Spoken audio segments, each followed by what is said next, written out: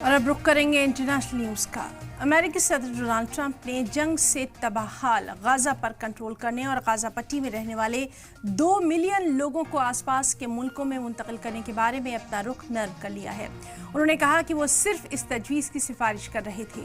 इस महीने की शुरुआत में उन्होंने अपनी तजवीज़ पेश करके सभी को हैरान कर दिया था, जिसके मुताबिक वाशिंगटन इस खत्ते पर कब्जा करने और इसे फिर से बसाने का इरादा कर रहा था, जबकि मिस्र और जॉर्डन पर बेघर फिलिस्तीनियों को मंजूर करने के लिए दबाव डालना था। ट्रंप का ये रद्द अमल रियाद में अरब लीडरान की हुई मीटिंग के बाद सामने आया, जिसमें ट्रंप की तजवीज़ के जवाब में गाजा के जंग ज़दा इलाकों की बाज़ाबातकारी और जदीद तामीर और तरक्की के लिए एक तजवीज़ तैयार की गई, जबकि हकीकत में उन्होंने इस बात पर इत्तेफाक राय जाहिर की कि जॉर्डन और मिस्र ने इस मंसूबे को नामंजूर और मुस्तरद कर दिया और कहा कि फिलिस्तीनियों को उनकी ख्वाहिश के बरखिलाफ दूसरी जगह मुंतकिल करना गैर मुनासिब, गैर मुनसिफाना है। इस बीच गाजा से रिहा किए गए 6 यरगमालियों के बदले सनीचर को होने वाली फिलिस्तीनी कैदियों की रिहाई में इजरायली अफसरान की तरफ से देरी की गई, जिसके चलते हमास ने इजराइल पर जंगबंदी समझौते की खुलेआम खिलाफ वर्जी करने का इल्जाम लगाया, जो अपने पहले मरहले के इख्ताम के करीब है। वहीं दूसरी तरफ इजराइल की राजधानी तेल अवीव में सैकड़ों इजरायली लोग इकट्ठा हुए और गाजा में हमास की जानिब से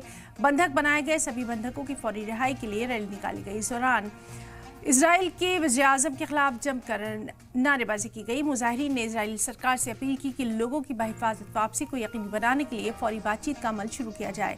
अमेरिकी वज़ीर ख़ारजा मार्को रूबियो ने चेतावनी दी कि अगर हमास ने जल्द ही सभी बंधकों को रिहा नहीं किया तो वो तबाह हो जाएगा।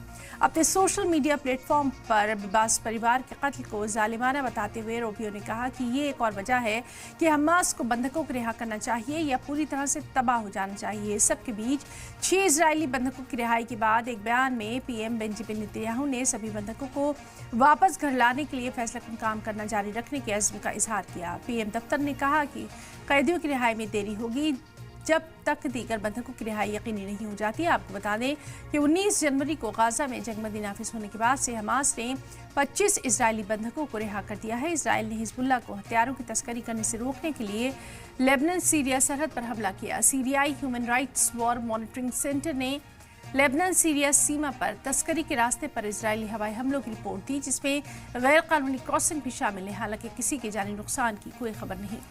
वहीं लेबनानी ग्रुप के मारे गए लीडर हसन नसरुल्लाह की आखिरी रस्मात अदा की जाएंगी। हसन नसरुल्लाह को करीब 5 महीने पहले इजराइल ने कत्ल कर दिया था।